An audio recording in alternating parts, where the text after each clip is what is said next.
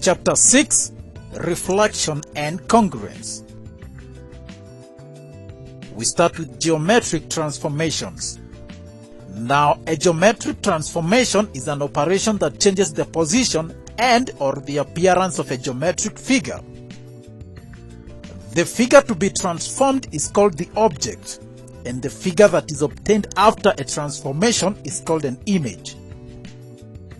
The transformations which change the position of a figure without changing its shape and size are called isometrics. An example of an isometric transformation is reflection.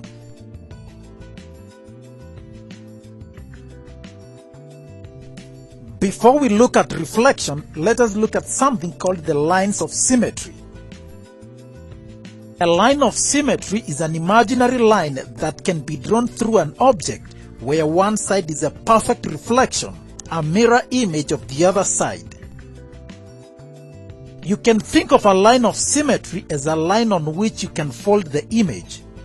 If both halves line up perfectly, then that is a line of symmetry. If they don't, then it is not. This butterfly, for example, has a vertical line of symmetry. If you were to fold the butterfly at the line, each half would match exactly. These are called reflections or mirror images. Because both sides are reflections or mirror images, this is also referred to as reflection symmetry. Let's see a few polygons and see how many lines of symmetry they have. An equilateral triangle has 3 lines of symmetry because it can be folded along each of the 3 lines and line up perfectly. An isosceles triangle has only 1 line of symmetry because it has only 1 line along which it can be folded perfectly. A scalene triangle has no line of symmetry. A square has 4 lines of symmetry.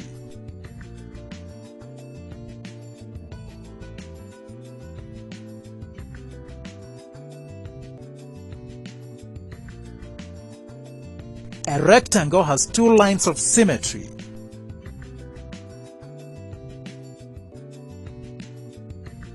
A parallelogram has no line of symmetry. And a rhombus has 2 lines of symmetry.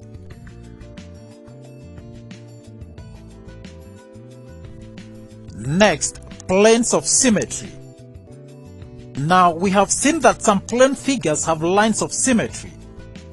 Consider a 3-dimensional solid like a cube. Can you locate a line that divides the figure into 2 equal halves? None. In fact, no line can divide a 3-dimensional solid into 2 halves. Only a plane can divide a 3-dimensional figure into 2 halves, and such a plane is called the plane of symmetry. This is a plane of symmetry of the cube. How does it divide the cube? Like this. Now we have 2 equal halves.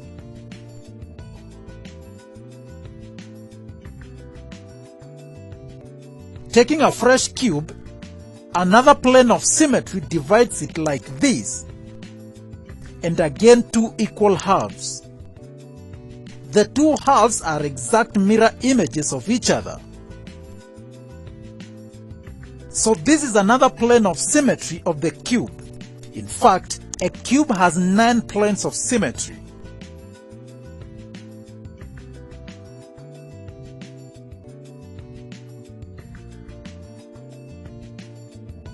Now, congruence. Congruent means having the same measure. Figures are congruent if they have the same size and shape.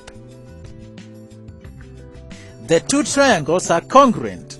They are both triangles of equal size and shape.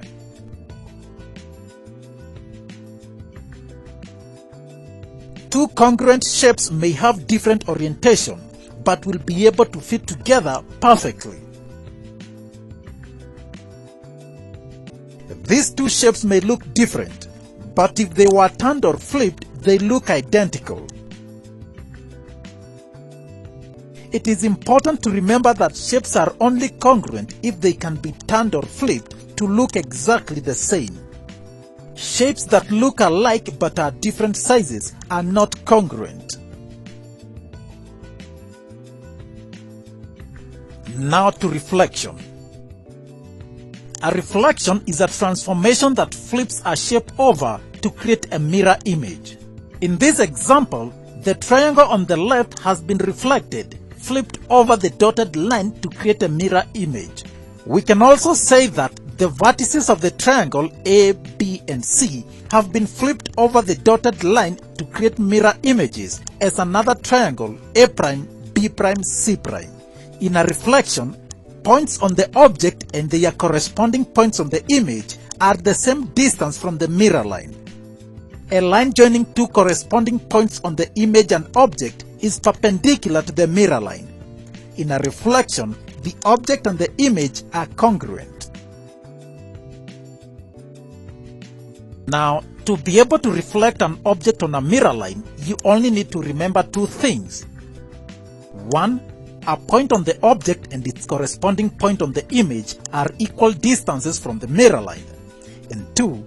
A line joining the two corresponding points is perpendicular to the mirror line.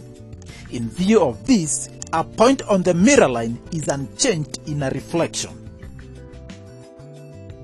So let's reflect the triangle PQR on the mirror line MM. What we need to do is to draw perpendiculars to the mirror line from the vertices.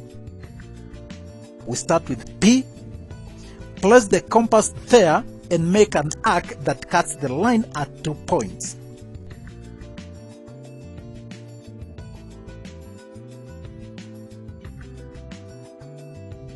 Place it on the other point and make another arc. Go to the other point and do the same.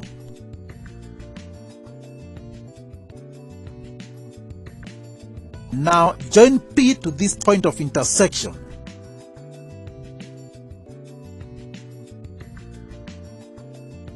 With a ruler or straight edge, measure the length from P to the mirror line. Now take the same length on the other side and we have P'.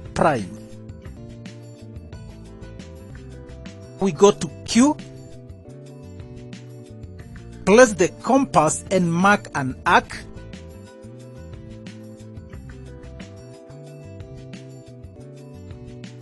Place it here and mark another arc on the other side. And again place it here and another arc to intersect with the first one. Now draw a line from Q to this point of intersection and extend the line. Take a ruler and measure the distance from Q to the mirror line. Take the same distance on the opposite side and we have Q'.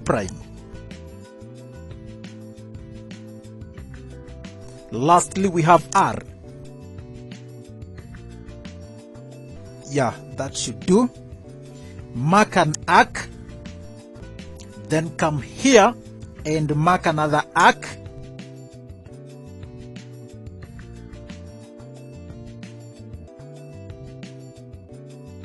Come down here and make an arc.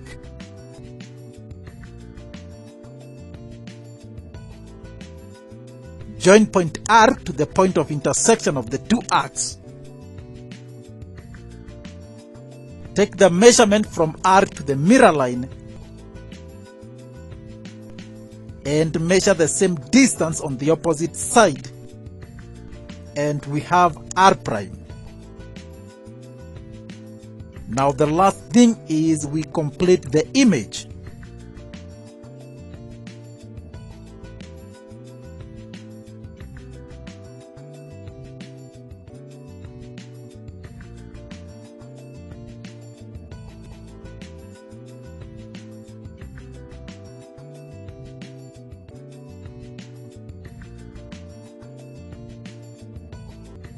Now, ever so often, you will reflect images on a Cartesian plane, because only then can you give the coordinates of the vertices and also the equation of the mirror line. but the principle remains the same. You draw perpendiculars to the mirror line from the vertices of the image. You take the same distance from the mirror line to locate the points on the image.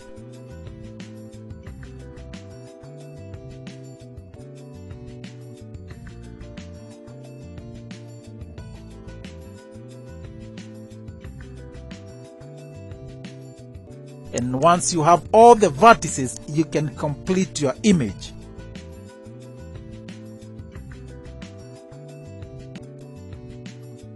And once you have done that, you have your reflection.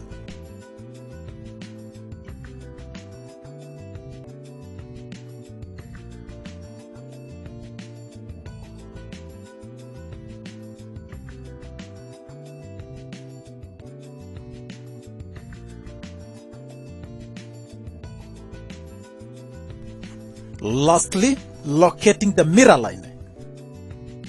Now, in certain cases, you could be given an object and its image after reflection, and what you are required to do is find the mirror line. Knowing the properties of reflection, that should be easy.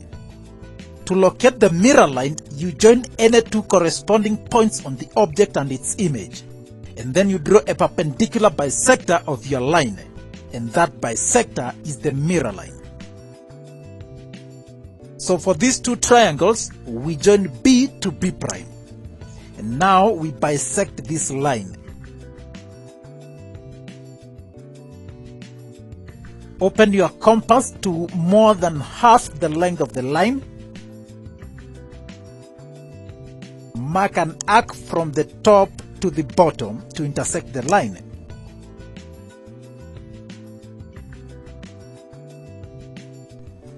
Now move the compass to the other point, maintaining the same radius, and again mark an arc from up to down. Now the two arcs have intersected. I will close the compass now and draw the bisector.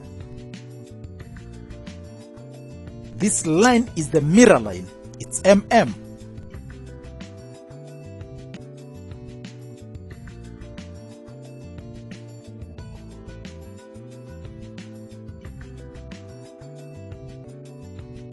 That's pretty much about reflection.